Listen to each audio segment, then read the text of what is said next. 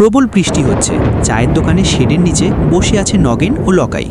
বন্ধু, আজকে হাটে যাবি? যা বৃষ্টি হচ্ছে, বিক্রি বাটা কিছু হবে বলে মনে হয়?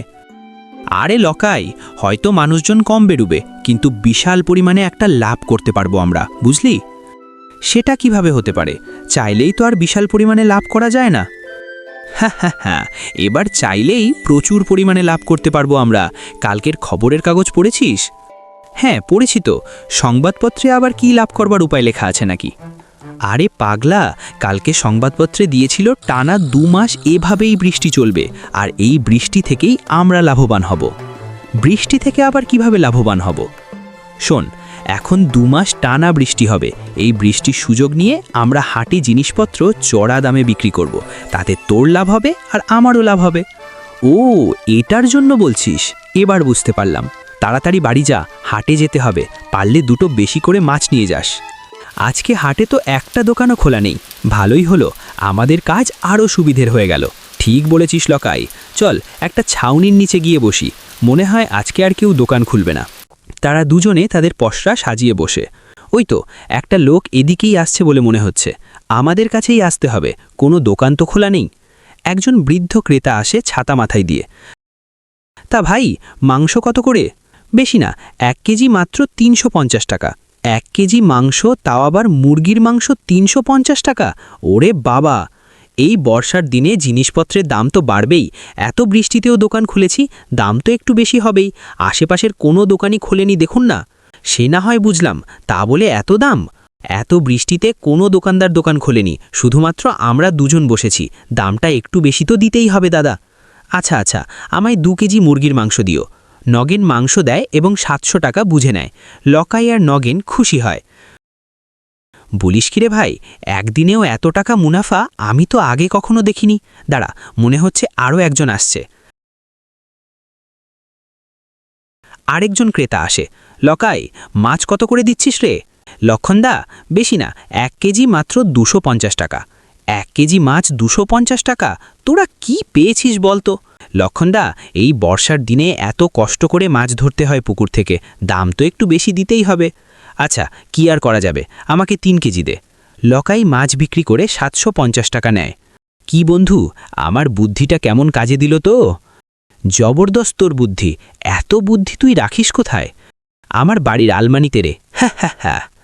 অশোক গ্রামের একটি মাচায় বসে ধ্যান করছিলেন। ক্রেতারা ফেরার পথে নিজেদের মধ্যে কথা বলছিল। হাটে গেছিলাম, দিনে দুপুরে ডাকাতি করে নিল। 150 টাকার মাংস 350 টাকা নিল। আর বলিস না রে ভাই, আমি 3 কেজি মাছ নিলাম, 1 কেজি মাত্র 250 টাকা হিসাবে। বাপ রে বাপ! অশোক সব শুনে বুঝতে পারেন নগেন আর লকাই সুযোগের অসৎ ব্যবহার করছে। তিনি মনে মনে কিছু একটা পরিকল্পনা করেন। অশোক, এই তো একটা বুদ্ধি মাথায় আসছে, এই সুযোগটাকে হাতছাড়া করলে হবে না। ইংরাজিতে কি যেন বলে, একটু বিজনেস করা যাক। বৃষ্টি হচ্ছে। নগেন, লকাই আর অশোক একসাথে। নগেন, লকাই, তোদের সাথে একটু জরুরি কথা আছে। হ্যাঁ বলো না, কি কথা? নগেন, আমি তোর পোলট্রি ফার্মটা 2 মাসের জন্য কিনতে চাই, আর তার জন্য আমি তোকে 10,000 টাকা দেব। না না না, 10,000 টাকায় আমি মোটেই দেব না। আমার 20,000 টাকা দিতে হবে, তবেই বিক্রি করব। আচ্ছা তাই হবে, তোকে 20,000 টাকাই দেব। আর লকাই, তোর পুকুরটিকেও আমি কিনে নেব 2 মাসের জন্য। তারপর তোর পুকুর আবার তোর হয়ে যাবে। আচ্ছা কত টাকা দেবে বলো? তোর পুকুরটার জন্য আমি 20,000 টাকা দেব। আমি রাজি আছি, এই 2 মাসের জন্য আমার পুকুরটি তোমার হয়ে গেল। এই নে, এতে 4,000 টাকা আছে, দুজনে ভাগ করে নিস। অশোক চলে যায়। নগেন আর লকাই মহা খুশি। বল লকাই, আমার পরিকল্পনাতে কেমন ব্যবসা করছিস? অশোকদা আমাদের বোকা ভাবত, কিন্তু আজকে উনি সবার জন্য এত বড় কাজ করলেন নিজের লোকসান করে। লোকসান তো হয়নি। অশোক ছাতা মাথায় দিয়ে, নে তাড়াতাড়ি হাত চালা, আবার হাটে গিয়ে বিক্রি করতে হবে। এখন গ্রামের সমস্ত পুকুর এবং পোলট্রি ফার্মের মালিক হলাম আমি। এবার আপনি যেমন খুশি দামে বাজারে মাংস এবং মাছ বিক্রি করবেন, তাই তো? ঠিক ধরেছিস তুই, এটাকে বলে ব্যবসা। বুদ্ধি যার, টাকা তার। বাবু, এই গুলি হাটে নিয়ে যাই? হ্যাঁ নিয়ে যা।